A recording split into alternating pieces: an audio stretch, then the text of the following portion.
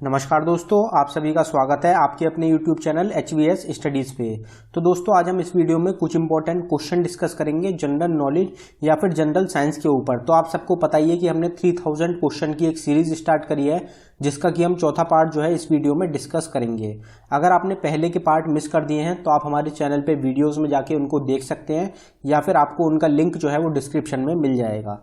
तो चलिए दोस्तों स्टार्ट कर लेते हैं हम अपनी वीडियो। देखते हैं हमारा पहला क्वेश्चन क्या है। तो दोस्तों हमारा पहला क्वेश्चन है, McMahon line is the boundary between which countries. तो मैकमोहन लाइन जो है ये कौन सी दो कंट्रीज के बीच की बाउंड्री है? तो हमारा आंसर हो जाएगा इंडिया और चाइना। तो इंडिया और चाइना जो कंट्री हैं, इन दोनों को जो डिवाइड करती है, इन दोनों के बीच की जो लाइन है वो है मैकमोहन लाइन। और अगर एक्शन लाइन की बात करी जाए तो LAC, line of actual control जो है ये एक्शन लाइन है इंडिया और चाइना के बीच की। और अगर हम बाकी कंट्रीज की बात करें कि बाकी जो कंट्रीज हैं उनके बीच की जो लाइन है उसका क्या नाम है, तो वो हो जाएगा, अगर इंडिया और पाकिस्तान की बात करी जाए तो इंडिया और पाकिस्तान के बीच जो लाइन है उसका नाम है रेड क्लिफ लाइन। पाकिस्तान और अफगानिस्तान के जो बीच में लाइन है वो है दुरंद लाइन। नॉर्थ कोरिया और साउथ कोरिया के बीच में है 38th पैरेलल लाइन। ईरान और इराक के बीच में है 31st पैरेलल लाइन। और अगर USA और कनाडा की बात करी जाए तो इनके बीच में है 49th पैरेलल लाइन। ये जो क्वेश्चन है काफ़ी बार एग्जाम्स में पूछे जाते हैं। ये जो बाउंड्रीज होंगी ये मोस्ट इंपॉर्टेंट रहेंगी आपके एग्जाम्स के लिए। बढ़ते हैं अपने अगले क्वेश्चन की तरफ। National energy conservation day is celebrated in India on. तो नेशनल एनर्जी कंजर्वेशन डे जो होता है वो हर साल इंडिया में कौन सी तारीख को सेलिब्रेट किया जाता है? तो हमारा आंसर हो जाएगा 14 दिसंबर। हर साल 14 दिसंबर को नेशनल एनर्जी कंजर्वेशन डे जो होता है ये सेलिब्रेट किया जाता है इंडिया में। Butane is used as a fuel in which of the following. तो इनमें से कौन सा ऑप्शन है जिसमें कि ब्यूटेन जो है एक फ्यूल की तरह यूज किया जाता है? तो हमारा आंसर हो जाएगा ऑल ऑफ दी अबव। मतलब सिगरेट लाइटर्स में यूज करा जाता है ब्यूटेन का, पोर्टेबल स्टोव्स में यूज किया जाता है ब्यूटेन का, और प्रोपलेट इन एरोसोल्स जो होते हैं इन तीनों में यूज किया जाता है फ्यूल की तरह ब्यूटेन को।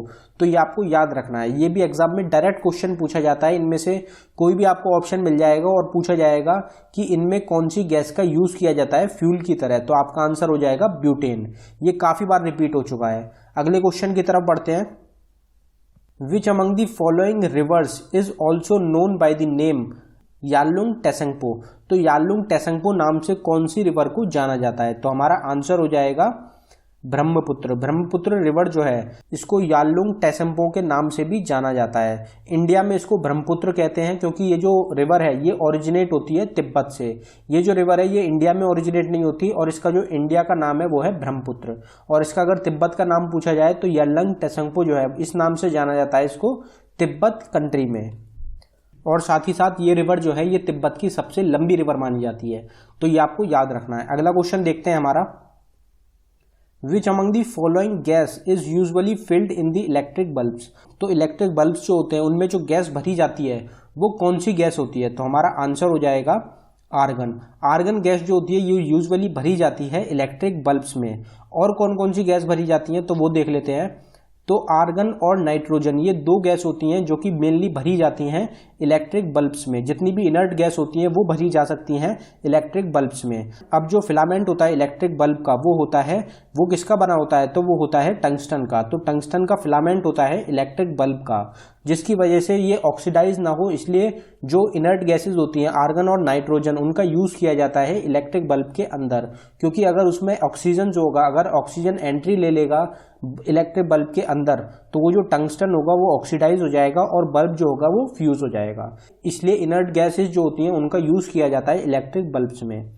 अगर लाइट बल्ब की बात करी जाए तो ये किसके द्वारा इन्वेंट करा गया था? तो हमारा आंसर हो जाएगा थॉमस एडिसन।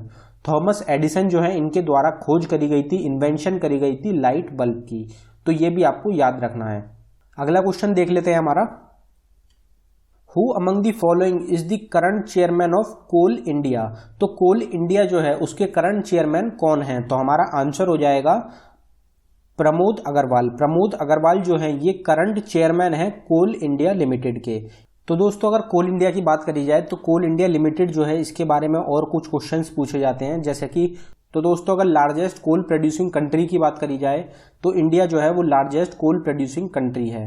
जो कोल जो होता है उसका जो प्रोडक्शन होता है वो 80% से ज़्यादा इंडिया में प्रोडक्शन होता है कोल इंडिया लिमिटेड से। इसका जो हेडक्वार्टर है वो है कोलकाता, जो कि कैपिटल है वेस्ट बंगाल स्टेट की।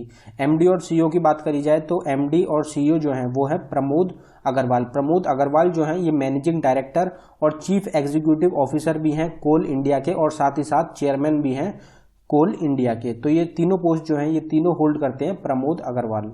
अगर ये आपसे एग्जाम में क्वेश्चन पूछा जाए कि कोल कैपिटल ऑफ इंडिया किसको कहा जाता है, तो आपका आंसर हो जाएगा धनबाद। धनबाद जो है ये एक सिटी है झारखंड में, जिसको कि कोल कैपिटल ऑफ इंडिया कहा जाता है। अगर स्टेट की बात करी जाए कि कौन सी स्टेट है इंडिया की जो कि सबसे ज्यादा प्रोडक्शन करती है कोल का, तो आपका आंसर हो जाएगा झारखंड। झारखंड स्टेट जो है इसमें सबसे ज्यादा प्रोडक्शन होती है कोल की। बढ़ते हैं अपने अगले क्वेश्चन की तरफ। Khetri town in Rajasthan is famous for the production of which of the following minerals. तो खेतरी टाउन जो है राजस्थान में वो इनमें से कौन से मिनरल की प्रोडक्शन के लिए फेमस है, तो हमारा आंसर हो जाएगा कॉपर। तो कॉपर जो होता है उसके प्रोडक्शन के लिए फेमस है खेतरी टाउन राजस्थान में। तो ये जो खेतरी टाउन है राजस्थान का, इसमें सबसे ज्यादा प्रोडक्शन होती है कॉपर की, इसलिए इसको जाना जाता है कॉपर के लिए। तो ये आपको पता होना चाहिए, इंपॉर्टेंट क्वेश्चन रहेगा। अगला क्वेश्चन देख लेते हैं हमारा। Who among the following is known as the father of Indian Railways? तो इनमें से किसको फादर ऑफ इंडियन रेलवेज के नाम से भी जाना जाता है, तो हमारा आंसर हो जाएगा लॉर्ड डलहौजी। लॉर्ड डलहौजी जो है इनको फादर ऑफ इंडियन रेलवे भी कहा जाता है। अगर इंडियन रेलवे की बात करी जाए तो इंडियन रेलवे जो है इसकी जो पहली ट्रेन चली थी वो चली थी 16 अप्रैल 1853 में। तो 16 अप्रैल 1853 में जो है पहली रेल चली थी भारत की। तो ये आपको याद रखना है, एग्जाम में क्वेश्चन डायरेक्ट पूछा जाता है कि इंडिया में जो रेल थी वो पहली बार कब चली थी, तो आपका आंसर हो जाएगा 1853 में। अगर अभी हमने डिस्कस करा है कि फादर जो है वो कहा जाता है लॉर्ड डलहौजी को। अगर फर्स्ट रेलवे मिनिस्टर की बात करी जाए तो जॉन मथई जो है ये पहले रेलवे मिनिस्टर थे इंडिया के, ये भी क्वेश्चन एग्जाम में पूछा जाता है। और प्रेजेंट रेलवे मिनिस्टर कौन है, तो वो हो जाएंगे पीयूष गोयल। पीयूष गोयल जो है ये करंट रेलवे मिनिस्टर हैं इंडिया के, तो ये आपको याद रखना है। अगला क्वेश्चन देख लेते हैं हमारा। Who was the founder of the Indian Reform Association? तो इंडियन रिफॉर्म एसोसिएशन जो है उसकी फाउंडर कौन थे, उसकी जो फाउंडेशन करी थी वो किसने करी थी, तो हमारा आंसर हो जाएगा केशव चंद्र सेन। केशव चंद्र सेन जो थे ये फाउंडर थे इंडियन रिफॉर्म एसोसिएशन के। तो एसोसिएशन जो होती है इनके ऊपर एग्जाम में क्वेश्चन पूछा जाता है फाउंडर्स के ऊपर, तो ये आपको पता होना चाहिए। और भी कुछ इंपॉर्टेंट एसोसिएशंस हैं जिनके बारे में आपको पता होना चाहिए। अगला क्वेश्चन देख लेते हैं हमारा। Who among the following is the governor of Madhya Pradesh? तो मध्य प्रदेश स्टेट जो है उसके करंट गवर्नर कौन है, तो हमारा आंसर हो जाएगा लालजी टंडन। लालजी टंडन जो है ये करंट गवर्नर है मध्य प्रदेश स्टेट के, तो ये आपको पता होना चाहिए। Palakkad gap connects which of the following state? तो पलक्कड़ गैप जो है ये कौन सी दो स्टेट को आपस में जोड़ता है, तो हमारा आंसर हो जाएगा केरला और तमिलनाडु। तो केरला और तमिलनाडु जो स्टेट है इन दोनों को आपस में जोड़ता है पलक्कड़ गैप। तो ये भी एक इंपॉर्टेंट क्वेश्चन रहता है, आपको याद रखना है। अगले क्वेश्चन की तरफ बढ़ते हैं। Who among the following is the current director of CBI?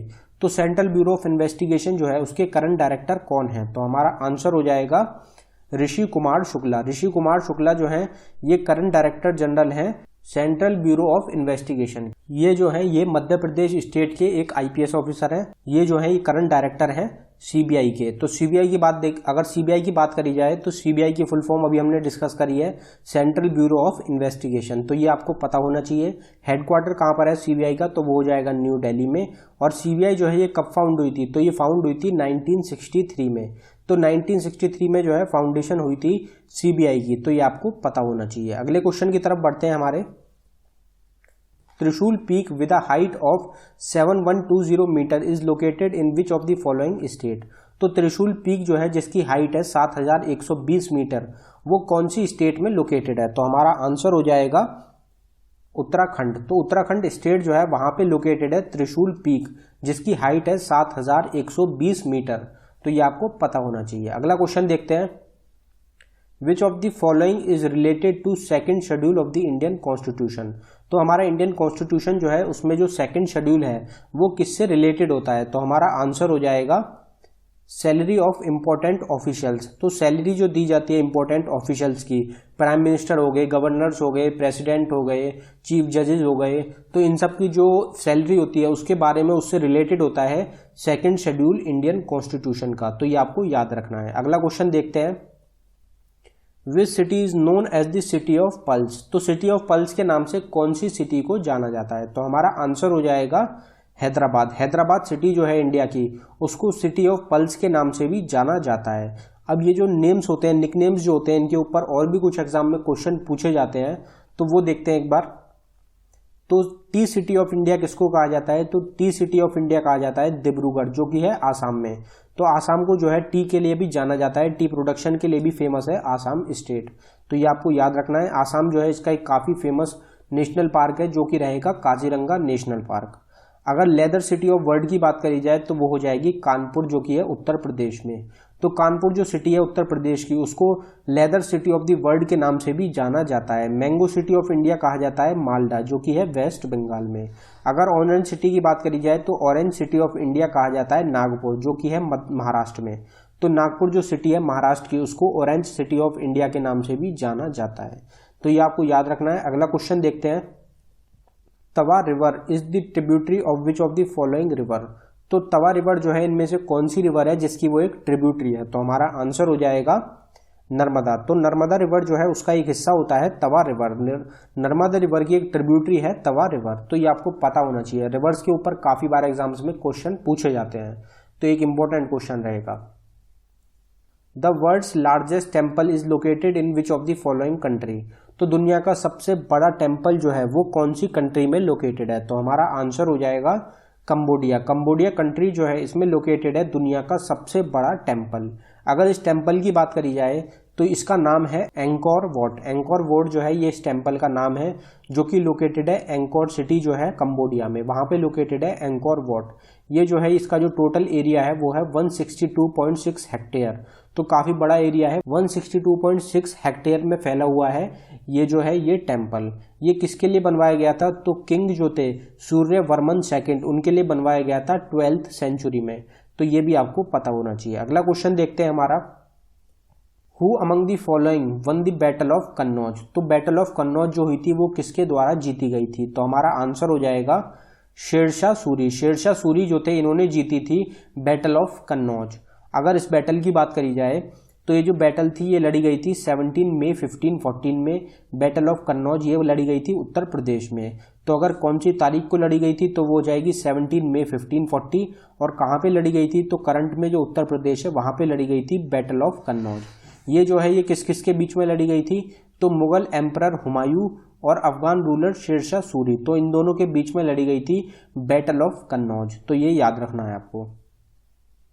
In which of the following year the department of scientific and industrial research was set up, तो department of scientific and industrial research जो है ये कब setup हुआ था, कब establish हुआ था, तो हमारा आंसर हो जाएगा 1985। 1985 में इस्टेब्लिशमेंट हुई थी, फाउंडेशन हुई थी department of scientific and industrial research की, तो ये याद रखना है आपको। जो ये फाउंडेशंस होती हैं इनके ऊपर काफी बार एग्जाम्स में क्वेश्चन पूछे जाते हैं।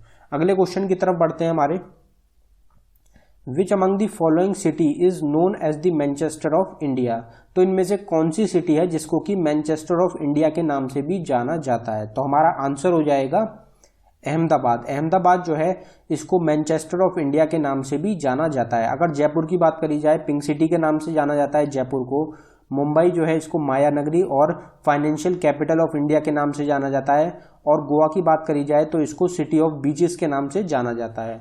अगले क्वेश्चन की तरफ बढ़ते हैं हमारे, which among the following river flows through the Jim Corbett national park, तो दोस्तों जिम कॉर्बेट नेशनल पार्क जो है जो कि इंडिया का सबसे पहला नेशनल पार्क है, और ये कहाँ पे लोकेटेड है, तो ये लोकेटेड है रामनगर जो कि है उत्तराखंड में, तो ये आपको पता होना चाहिए। तो इसमें जो है कौन सी रिवर फ्लो करती है, तो हमारा आंसर हो जाएगा रामगंगा। रामगंगा रिवर जो है ये फ्लो करती है जिम कॉर्बेट नेशनल पार्क से, जो कि है उत्तराखंड में। अगला क्वेश्चन देख लेते हैं हमारा, who among the following is also known as the third eye of human body, तो ह्यूमन बॉडी की तीसरी आंख किसको कहा जाता है, तो हमारा आंसर हो जाएगा पाइनियल ग्लैंड। पाइनियल ग्लैंड जो होती है इसको तीसरी आंख भी कहा जाता है ह्यूमन बॉडी की, तो ये भी आपको याद रखना है।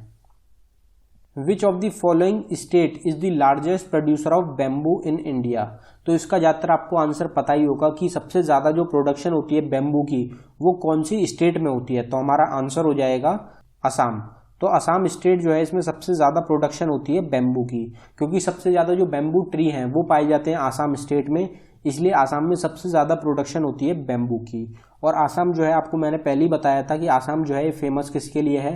तो एक तो जो होते हैं इसके जो फेमस डांस हैं वो आपको पता होना चाहिए। तो बिहू जो है वो बहुत ही ज़्यादा फेमस डांस है असम स्टेट का। काजीरंगा नेशनल पार्क जो है ये सबसे ज़्यादा फेमस नेशनल पार्क है असम स्टेट का, और जो है टी प्रोडक्शन के लिए भी जाना जाता है असम को। तो ये आपको याद रखना है। अगला क्वेश्चन देख लेते हैं हमारा। Who among the following build the Kailashnath temple in Kanchi. तो कांची जो जगह है वहां पे जो कैलाशनाथ टेम्पल है वो किसके द्वारा बनवाया गया था। तो हमारा आंसर हो जाएगा नरसिम्हा वर्मा। नरसिम्हन वर्मा जो है, नरसिम्हन वर्मा सेकंड जो है, इनके द्वारा बनवाया गया था कैलाशनाथ टेम्पल, जो कि लोकेटेड है कांची में। तो ये भी आपके लिए इंपॉर्टेंट रहेगा। विच among the following river does not originate in Indian territory. तो इनमें से कौन सी रिवर है जो कि इंडियन टेरिटरी में ओरिजिनेट नहीं करती है। तो हमारा आंसर हो जाएगा सतलुज रिवर। सतलुज रिवर जो है ये मेनली ओरिजिनेट जो होती है ये इंडिया में नहीं होती है। गंगा जो है ये इंडिया में ओरिजिनेट होती है, महानदी इंडिया में ओरिजिनेट होती है, और यमुना जो है ये भी ओरिजिनेट होती है इंडिया में। तो बाकी तीनों जो है ये ओरिजिनेट होती है इंडिया में, लेकिन जो सतलुज रिवर है वो इंडिया में ओरिजिनेट नहीं होती। In which of the following year the Chaura Chauri incident took place. तो चौरा चोरी इंसिडेंट जो हुआ था ये कौन से साल में हुआ था। तो हमारा आंसर हो जाएगा 1922। तो 1922 में हुआ था चौरा चोरी इंसिडेंट। तो ये जो इंसिडेंट होते हैं इनके ऊपर भी डायरेक्ट एग्जाम में क्वेश्चन पूछे जाते हैं, तो इनकी डेट जो है, ईयर जो होता है वो आपको याद रखना है। अगला क्वेश्चन देखते हैं हमारा। The telecom regulatory authority of India was set up in the year. तो telecom regulatory authority of India जो है ये कौन से साल में सेटअप हुई थी या फिर इस्टेब्लिश हुई थी। तो हमारा आंसर हो जाएगा 1997। तो 1997 में इस्टेब्लिश हुई थी या फिर सेटअप हुई थी telecom regulatory authority of India. Most important question है। Who among the following is known as the father of Indian industries. तो फादर ऑफ इंडियन इंडस्ट्रीज जो है ये किसको कहा जाता है। तो हमारा आंसर हो जाएगा जमशेदजी टाटा। जमशेदजी टाटा जो है इनको फादर ऑफ इंडियन इंडस्ट्रीज कहा जाता है। तो ये भी एक इंपॉर्टेंट क्वेश्चन है। तो जमशेदजी टाटा जो है ये जो टाटा ग्रुप है उसके फाउंडर है, तो ये आपको याद रखना है। इंडियन इंडस्ट्री के फादर कहा जाता है जमशेदजी टाटा को। What is the name of the first Indian satellite. तो पहली भारत की जो सैटेलाइट थी जो कि भारत के द्वारा लॉन्च करी गई थी उसका क्या नाम था। तो हमारा आंसर हो जाएगा आर्यभट्ट। आर्यभट्ट जो है ये पहली भारतीय सैटेलाइट थी जो कि इंडिया ने लॉन्च करी थी। When was the Indian citizenship act passed. तो इंडियन सिटीजनशिप एक्ट जो था ये कब पास हुआ था। तो हमारा आंसर हो जाएगा 1955 में। 1955 में पास हुआ था इंडियन सिटीजनशिप एक्ट। तो ये भी आपको याद रखना है, ये क्वेश्चन भी एक इंपॉर्टेंट क्वेश्चन है। तो दोस्तों ये था हमारी वीडियो का आखिरी क्वेश्चन। अगर आपको हमारी वीडियो पसंद आई हो तो हमारी वीडियो को लाइक करें, और अगर आपने अभी तक हमारे चैनल को सब्सक्राइब नहीं किया है तो हमारे चैनल को सब्सक्राइब कर लें। धन्यवाद दोस्तों।